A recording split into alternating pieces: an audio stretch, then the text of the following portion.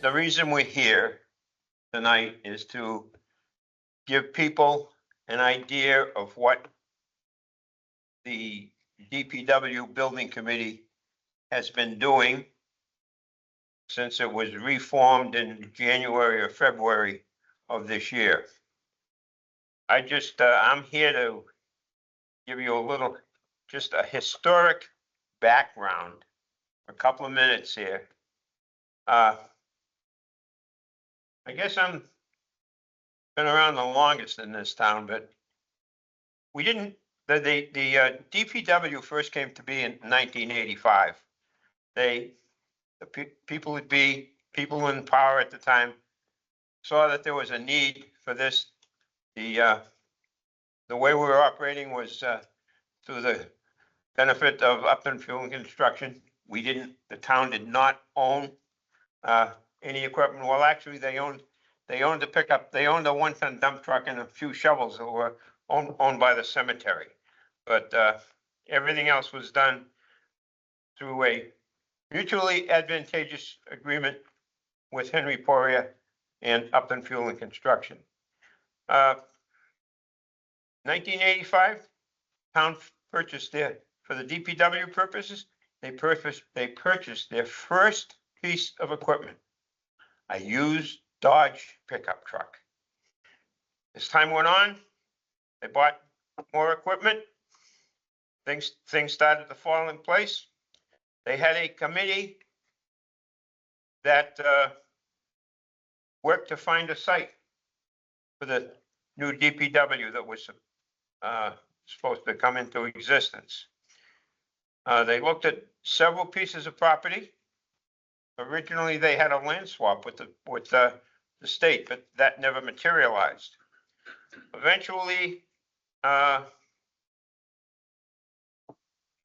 they were able to purchase a piece of property from the school district for $100,000. They cleared that property and sold, as you know, is not level. They sold $279,000 worth of sand and gravel at Kimball Sand. And then this committee, one of many, worked trying to do their due diligence. And in the spring of '89, the town approved at a town meeting a document which was later to be known as an act creating or establishing the Department of Public Works in the town of Upton. It was modified, it went to the legislature, and it was approved in October of 1989. And we're off to the races. They had a total appropriation of, going back to different times, they had an appropriation of a little over $400,000, $400,914. And they set off trying to design a new building. In early '93, the work continued, like I say, and that's when they sold the gravel. And then this committee, still working, tried to evaluate what the town's needs were. At some point, they were looking forward to something in the area of 15 years. And they decided this isn't right. It's too short a time.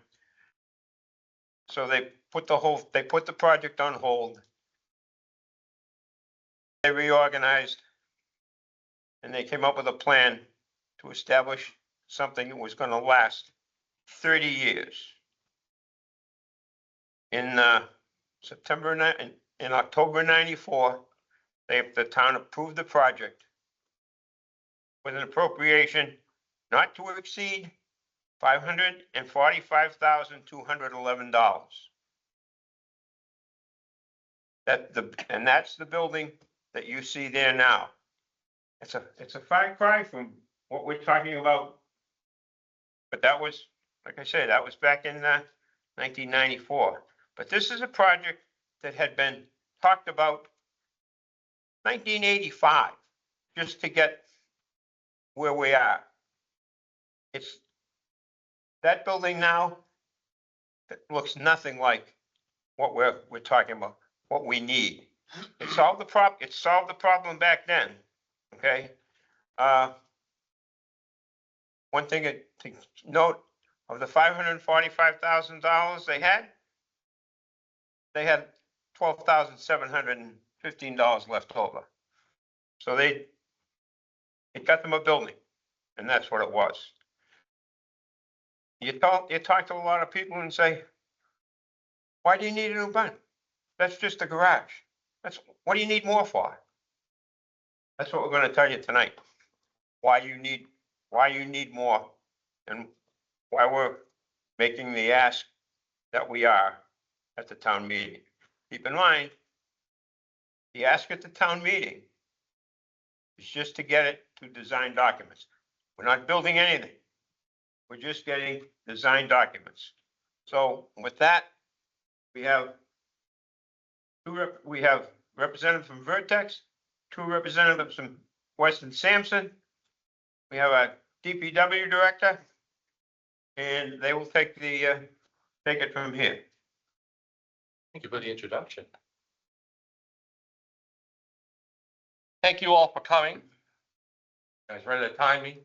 This is our dry run, so this is twofold. One is we're hoping to have some residents come here and get educated on what we're trying to do. This is also an opportunity for us to go through the presentation and make the changes to it that we think are necessary before a town meeting. And one of them is we're actually trying to time the slides and how long it takes us to go through it, because we don't want to be up there for a half an hour. We'd like to keep it under 15 minutes. Having said that, on your mark, get set. So let's talk about the DPW project and what does your DPW do? So we are in charge of all of your roadway maintenance. This is a roughly 80 miles of road. Snow and ice removal operations you're most familiar with. This means that we do all of the public roads in town, and there are a handful of private roads that the Board of Selectmen authorized me to maintain every single year. In addition to that, we do all of the water and wastewater infrastructure treatment, and including the sewer treatment plant where we process the waste. We do all of the bridge, the culverts, the dams, and your catch basin maintenance, approximately 858 catch basins a year we clean annually. We do all your emergency response management, flood prevention, trimming of trees and roadside brush. We handle the parks and the cemetery and the forestry maintenance. We do all of the DPW fleet maintenance, including some of the vehicles within town. We assist the fire department with some of their repairs. We assist the community center with what we can do for their van and repairs. Your wastewater collection and treatment, your drinking water treatment and distribution. We do hurricane and windstorm cleanup, removal of roadway hazards, and support of other emergency departments. This touches upon the main topics, the main goals. It doesn't get into all of the weeds and the small things we do every day, like fixing potholes and crack sealing and all that. The DPW facility, as Mr. Flaherty said, was built in 1995. It's 30 years old. I'm amazed that it's in good a shape as it is. We have some roof leaks. We have an HVAC system that's antiquated and on its last leg, and there's a slew of other issues that it needs. But for the most part, the building is there. DPW identified the needs for upgrading the existing facility buildings to comply with current codes. We currently don't meet any of the codes for electrical, plumbing, HVAC. DPW identified the needs to improve the operational needs, requiring a larger space to meet the Department of Environmental Protection.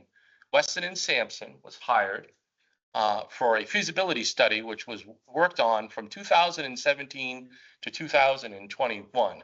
That same committee that did that is on your building committee today, with some changes from people who had left. The project was restarted in 2025 for schematic design. Weston and Sampson and Vertex has been meeting with the working group since June of 2025 to develop the new facility layouts based on our DPW program space needs assessment, which includes current vehicle and equipment inventory. Our current conditions. Our current conditions, and I'm going to talk more in depth about some of the code violations we have. We have no indoor wash bay, which is a DEP requirement. It says if you have municipal fleet and you do snow and ice operations especially, you're supposed to wash your equipment indoors and maintain control of that runoff and treat it before it gets discharged. It's not supposed to be done outside. Much of our equipment is stored outside because we don't have room for it. Some of it's acceptable. Trailers, some of the plows, but any of the rolling stock that has hydraulic systems, transmissions, engines, things that you don't want to come to 1 o'clock in the morning when it's 5 degrees out, hop in it, throw a load of salt in it and run right on the road and get busy. It's not good for the equipment's longevity. Health and safety of staff for ventilation issues. We currently don't have a ventilation system that allows us to work on our vehicles indoors while they're running during the winter. We have to open the doors or there'll be carbon monoxide issues, and that is a violation. You could see washing the vehicles outside up in the top right-hand screen. Office is located in a temporary trailer down the bottom on the right-hand side. This is our second or third trailer. Mr. Flaherty? At least the second. So we rent this is designed to be a temporary assignment for a construction trailer. It's not designed to be an office. There's no R factor in that office. So if it's only 75 or 80 degrees out in the middle of summer, but it's a full sunny day, if you don't have AC, that trailer will hit 85 degrees. And if it's really hot out, such as 90 degrees, even with the AC running, that trailer breaks 80 degrees in the afternoon. In the wintertime, it's the opposite issue. Even with the heat running, there are plenty of times that we come into work in the morning and it's 49, 50 degrees in that trailer. It's so bad that if we have consistently cold nights for 2-3 nights in a row, we actually have to leave the water running slightly just to stop the pipes from freezing. It's past its useful life and the garage is too small. As we said before, a lot of our equipment stays outside. Salt shed does not meet the DPW's future issues. But however, we're leaving room to modify this at a later date because it is not part of this project for cost reasons. And we'll get more into that. Small kitchen for the break room used for meeting, emergency operations center training, and there's only one restroom in the facility and is not compliant, it's not ADA compliant. There is no room for growth in this current building. Schematic design progress to date. We've done a complete survey of the entire site. We've done wetlands delineations. We've done a space needs assessment. In other words, we've identified all of the materials that we have that need to be inside or not inside. And we figured out exactly how much space it'll take to do that, including staff. Hazardous materials survey, we don't have any, we're happy to report. Existing building survey, existing vehicle and equipment inventory, a geotechnical investigation report, and site plan and building layout options. Within 15 minutes so far. Oof, I'm going fast too. Schematic design. So we have an existing plan, an original preferred program, which we'd like to show you, which we're going to opt not to go with simply because of the cost, and a current proposed addition renovation that meets the minimum program requirements and gets us to the point where we can see ahead for the next step, the next phase down the road. So here is the existing plan. You can see the current building where it says vehicle storage. That's a tent, if you will. It's a canopy. It's out it's not in the weather, but it's out in the cold. The trailer is located down to the bottom where it says mobile trailer. We have the salt shed, and then there's some storage locations where we stockpile materials. But that is the gist of the entire DPW site. The current building is approximately 9,000 square feet, or just under. A full program would have looked something like this. This is an example of putting in vehicle maintenance, wash bay, workshops, having admin out in the front where it has visibility to see residents coming in or trucks going to the back to the salt shed, and you have all your vehicle storage off the back. Your salt shed is located all the way up to the front, and future gas dispensary or fuel dispensary is considered not part of the project, but there's a spot for it. This was the full program that we would have liked to have seen. But this was a $27 to $33 million project. And when we sat down and did the numbers, the committee thought that this was too high. It's just too much to ask. This will give you an idea of what we're looking to, not exactly, but what we're looking to do today. So we're looking to roughly just over double the 9,000 square feet to approximately 21,000 square feet by adding vehicle maintenance and admin facility, an employee facility, and a wash bay. The salt shed would stay where it was. The canopy would move over to the corner. And then you have room for future growth off of that building, eventually building another salt shed and moving it to the back, and then building off of that footprint. So you're not reinventing the wheel. Now, at this point, I would like to turn the slides over to Mr. Rakuten. Put you right on the spot. How did I do? How many minutes? You were 8 minutes and 30 seconds from when you said go. So the project schedule has us, Article 2, 3? Article 2. Article 2 at the special town meeting next week is going to ask for $2.5 million to create the design documents that would get us through the construction bidding phase. Next November through May would be when we do the design and permitting of the project. Town meeting in May next year, we would ask to approve the construction funds, which at this point would be about $17 million. After town meeting, there would have to be a vote, ballot vote, to do that, which would happen probably in June. Assuming that those two things are successful, then the bidding for the project would occur in June and July. We would get bids from general contractors to do the work. Construction starting in August through November, a little over a year, and the project would be completed December of 2027. Steve, the slide, just hit the arrow to the right, the next slide. Okay. So a special town meeting next week.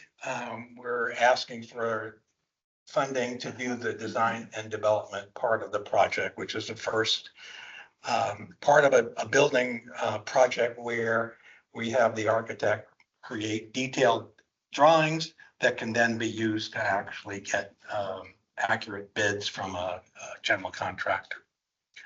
The third phase of the project would be happening starting with the town meeting in May, where we would then ask for, based on the design and development drawings, we would have an accurate estimate of what it would cost to actually build it. So we would be asking in May for the construction money, which the architect estimates would be about 17 million. Between 17 and 19 million dollars, okay? And then based on that, we would vote on that. If it passes, we would then have a ballot vote. And if that passes, we would be ready to get estimates and start the process. So the money we're asking for next week is about $2.5 million, which would include the architect's fee to do all the detailed drawings, the OPM's fee, the soft costs, which include the items at the bottom, and a 5% contingency. So that's what we're going to ask for next week. So their expected range is going to be between, like I said, 17 and 19.5 million dollars. We're asking for 2.5 million to get started, and at the town meeting in next spring, the not to exceed amount would be 17 million. And the biggest question, one question everybody wants to know is what's the impact to our taxes?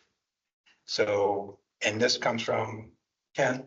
He approved it. So Kenny said, based on borrowing $18.5 million, 30 years at that interest rate, if your property is assessed at $750,000, your tax increase would be about $400 a year. So that's where we are. Questions? I think if you look at the some of the phasing. I think we should remove the word phasing out of it. It will have phasing. Because the feasibility plan had a phasing with a larger plan. So I would just turn that to steps. Okay. Because if people see phasing, they see the concern of the ability to, I'll do a couple phases. Right. This is like, it's a, and it's a. See, I'm having a hard time hearing you, please. It's a start to finish conversation. I think that word phasing, it's got to come out and just talk about, this is the steps. This is the schedule and the steps. Boom, boom, boom. With steps instead of phase. Yeah, I would just wouldn't use the word phasing because I think it could be confused with the previous feasibility step. And I guess, do we want We looked last week at municipal bonds. And for a 25-year bond, the current rate is 4.5%. Yep. Today, the Federal Reserve came in and lowered the interest rate by 0.25%. And the effect was the 10-year and the 30-year went up. So the curve went up. For a 30-year, right now, you're looking at about 4.75%. I think we should have realistic numbers in there, not 3.75. Well, keep in mind, Kenny's anticipating, first of all, this isn't, you're talking about next May for ballot question and July 1 June for the meeting. Then after that, it takes a while before we actually go out and borrow. We don't borrow right away. Kenny anticipated by the time that we go out to borrow, he anticipates we'll be at 3.75. I will bet you a coffee that interest rate is higher. I don't know if I We can leave afford it it. at that, but you should be looking at a higher interest rate. Well, what's that tied to? So for example, the feds took a cut today. Everybody's all excited. Mortgages going down. Mortgages have nothing to do with the Fed rate. Mortgages are based on the 10-year treasury bill. That's exactly And- But people don't realize that. So what's the bond interest on? What's the bond level on? Because they do 25 expect, year is, in my industry, they do expect everything to be down, mortgages and everything to be down by 5 by the beginning of next year. That's the prediction. under 5% or 5. We're at 6.1 right now Right now, today. yes. I just said down to 5. Okay. Well, No, I mean, I we you can know, disagree about that, but we'll see when the time comes. right, exactly. The other interesting data point that I heard was, I was talking to one of the members of the building committee for this building who works in the construction industry. And his company bid on a new school in Franklin, and the construction bids came back $22 million under budget. Because I guess there are a lot of construction people that are really hungry and looking for work. So it seems like this is, from that perspective, I mean, you can't count on that. But from that perspective, it appears that this is not a particularly bad time. It may be a good time to be, doing a project like this. So even though there may be some question about the interest rate, it's possible that the construction costs that we wind up getting next year could be less than what we budgeted, which would be a great thing if that were to happen. Along those lines, Stephen, I don't want to throw the guy under the bus, but before we came in here, I had a brief conversation with JP. And you want to just reiterate that things are looking better out there? We have heard from others in the construction industry that, yes, at least currently, the bid Yeah. market seems quite good. That contractors are, a lot of contractor bidding.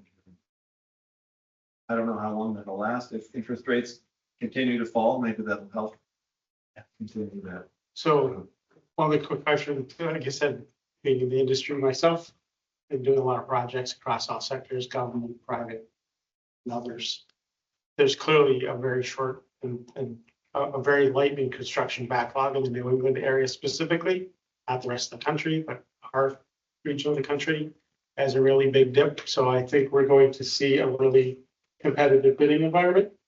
I think for the taxpayer and our committees and working with our design professionals and our OPM, I think we want to, one of the things we should consider putting into this is having a little little more of a cost estimate, independent cost estimate early, like at the end of SD. Oh, yeah. Because it's gonna give us some of the things, like I said, I do a lot of work in the design build, so I'm sitting with the major contractors doing this.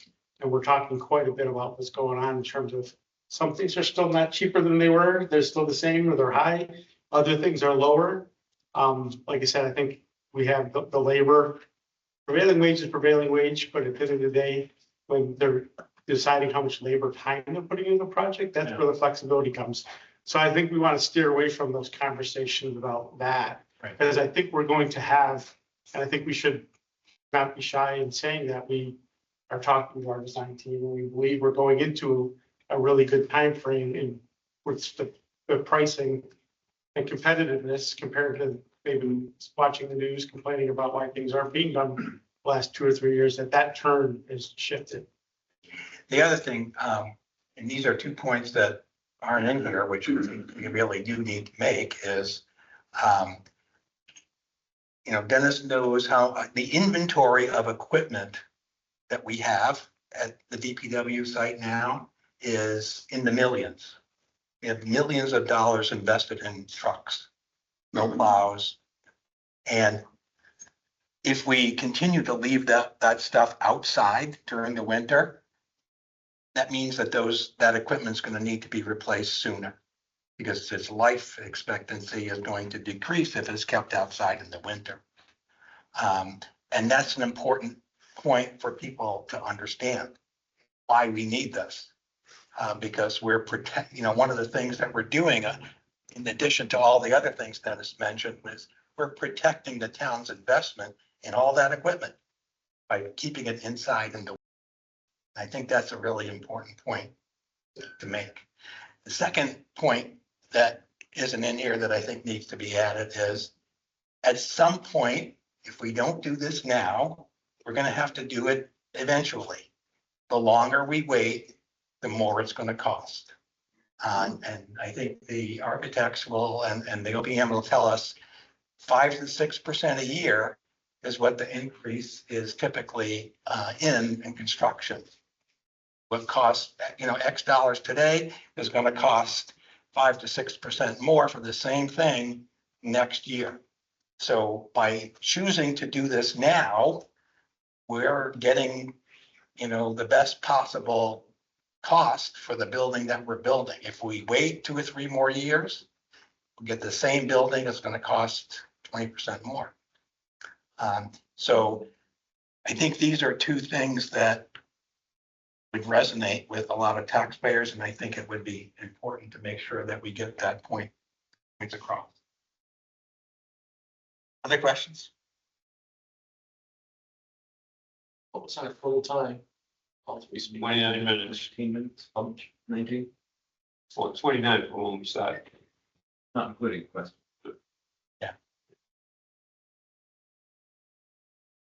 Could definitely shorten this a little bit. I thought I moved right along. I think the time is fine. Yeah.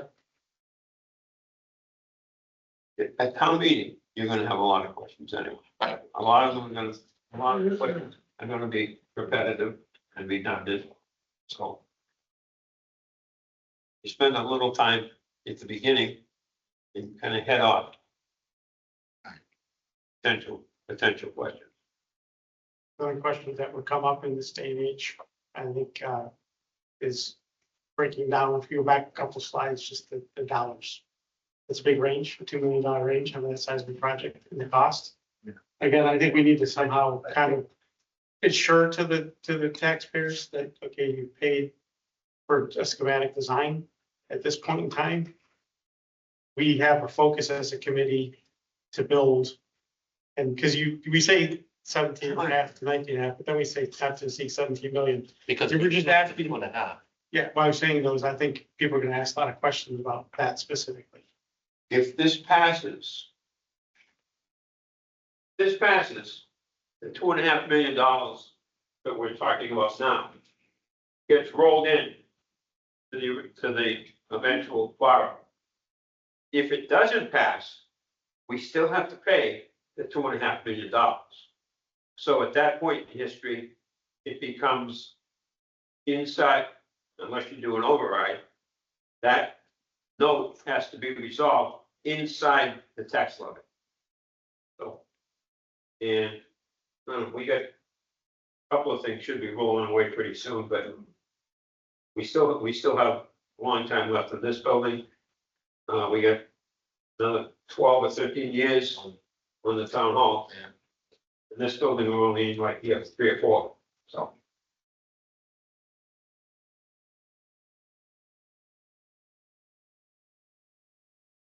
I think I heard you mention at a certain point, there was a relationship between 1994, your population was, and 2025, your population is up here. That resonated with me that we've grown and that place hasn't. It's the same as what it was back in 1994, and you need to serve more people. You need to take care of your stuff. When Laura and I were kids, I'm a little older than she is.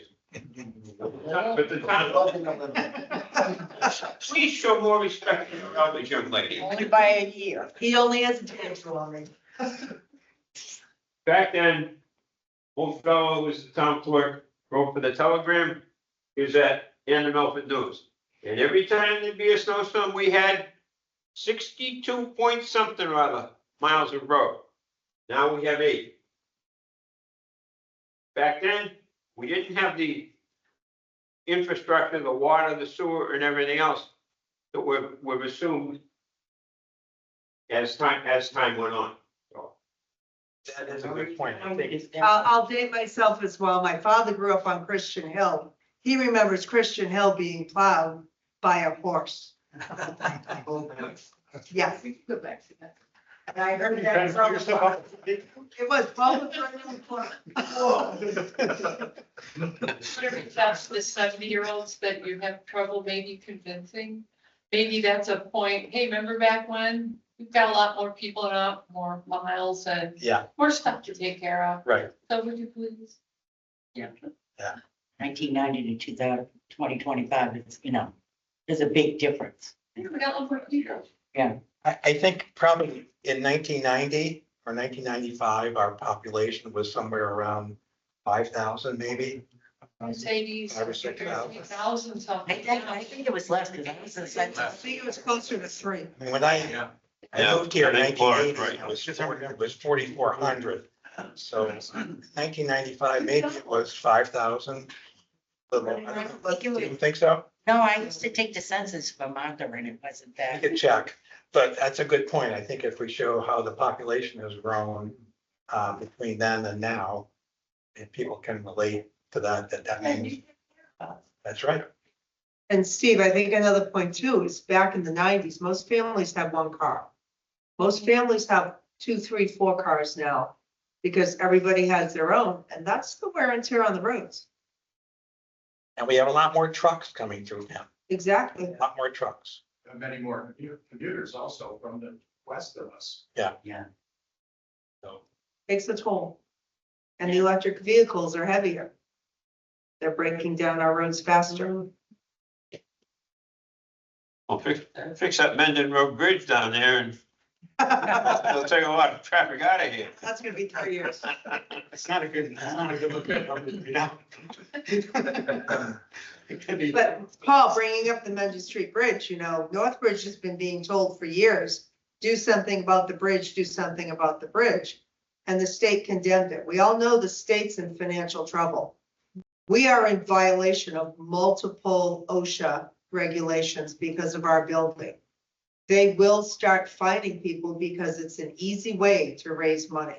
So we can build a new building and bring everything up to code, or we risk the ability, or we're gonna get fined because the state is hemorrhaging money. And that's an easy way to find money, is to start fining people. You can ask Northbridge, they did not think they were gonna close that bridge.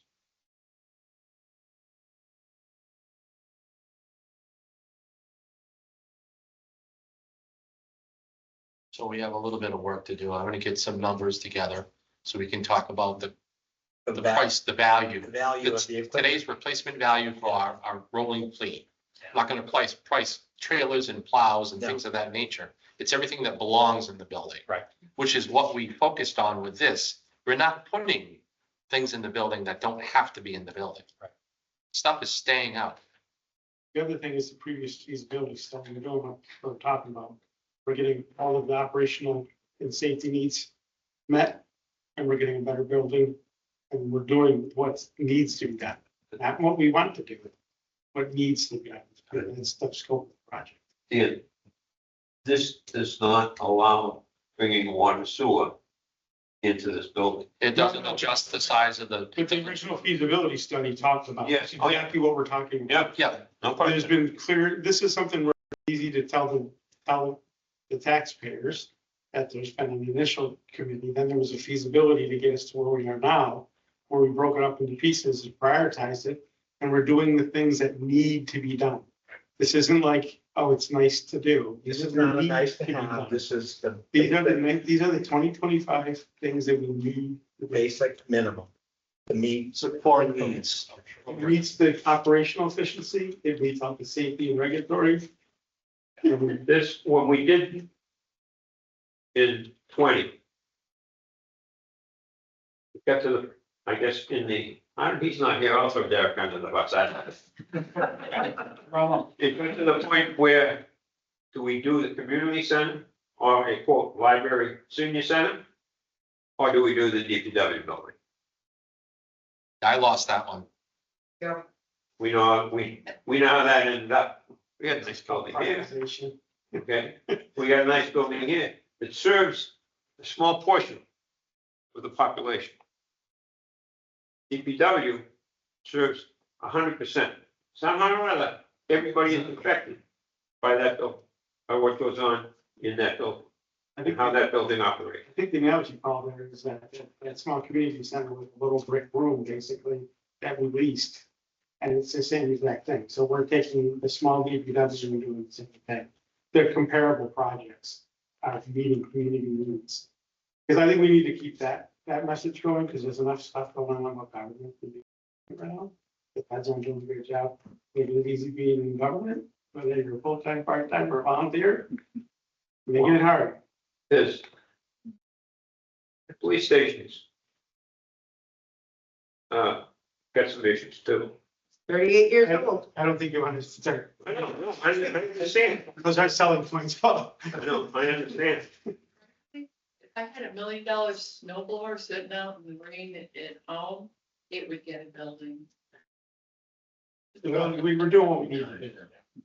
And I think there may be some opportunities in the slides to say, these are the things that have been studied and vetted by multiple groups and committees. You know, the DPW, a feasibility group, and now this group, and we're at the point, this is what needs to be done. This is a project size that needs to get done for safety and operational needs to meet what is up to today. And the last slide that I think should be on the screen while we're answering questions is the one that shows the option. No. Nope, Probably not. that one, yeah. So that's the slide that should be on the screen while, whoever's going to stand on the answer. Yeah. And that's an example of what could build. But once we get into the design, that may change slightly. It's hard to say Yeah. until you get into the design. But you want to be able to give people an idea of, this is pretty close. It might even be spot on what we're going to be looking at. The only thing that's not addressed, well, one of the things that's not addressed is the. Salt shed is not Salt addressed. shed. And that, Still undersized. I mean, is something that could be addressed down the road, How- and it's not gonna cause us too much of a problem. Well, the same thing, again, I wouldn't kick those down. We have between now and the spring. If we spend a little more time paying attention to costs and cost estimating, you can start identifying an alternate. And if we Right. think we can squeeze in The and salt. stay within the budget, you get the salt You know, shed. So the you thing- can start picking pieces out. The thing that we did, the thing that the building committee did on this building was we were very aggressive with value engineering. Yeah. And we saved. That's how we did that's how we did the needs versus wants and the growth. In the I long, mean, that's how we ended up with a $490,000. $190,000 circle, extra for this building, was because we value engineered the heck out of it. If we do the same thing for this, it may turn out that, like Dan said, we might be able to identify an alternate to do something better for the salt shed. Absolutely. Within the budget. Is, we talked earlier at our earlier meeting this morning. You got a 500-gallon tank out there. You would, in a perfect world or a better world, you'd rather have a 1,000-gallon tank, right? If you're a diesel tank. yeah. Yeah, so during the middle of, if we have a couple of snowstorms in a week, we have multiple deliveries. And if we have an issue with the vendor, it's a bid, and they can't get out to us, we're in trouble. It's a combo. And they're only coming for 500 gallons or 490 gallons. That's it. It's 1,000 gallon tank. I thought it was 500. Nope, it's 1,000 gallons. And it should be The last twice We that. have, we use 5,000 gallon tank. Yeah, you're right, but that's 1,000 gallons, my mistake. I'm just going with by what you told me. Yeah, it's small, keep in mind, our trucks hold a lot of fuel. Yeah, I think there's some opportunities to make some tweaks and improvements. Like I said, to your point, less is more, but you want to make sure all the key points are there. and the other issue comes up. What does it cost if you don't do this?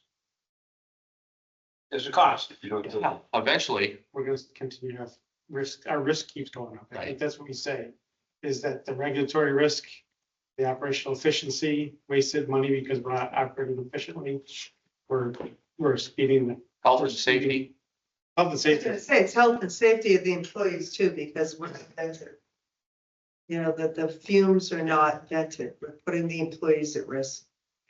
And replacing equipment earlier than. Yeah. We, Service life of equipment, service life of equipment goes down. we're talking about capital expense. And one truck, how much is the most expensive piece of equipment you have? it'll either be the 10-wheel is probably, the 10-wheeler was 3, I'm trying to remember now. It was 330, I think was the loader was right around that though, wasn't too far off. He'll probably know. No, I don't remember how much the 10-wheelers cost. It's probably the 10-wheeler. They're in the loader, they're both in the 3s. 300,000. Yeah, As an aside to this, finance committee met last week and voted unanimously to support the $2.5 million purchase, article going forward. And, it's some other pearl of wisdom that I just with my finding it. And No, what? Of sand, it wasn't. age. The pearl's not coming back. Well, if there's nothing else, then I guess we can adjourn. Motion to adjourn? Yeah, second. Very good.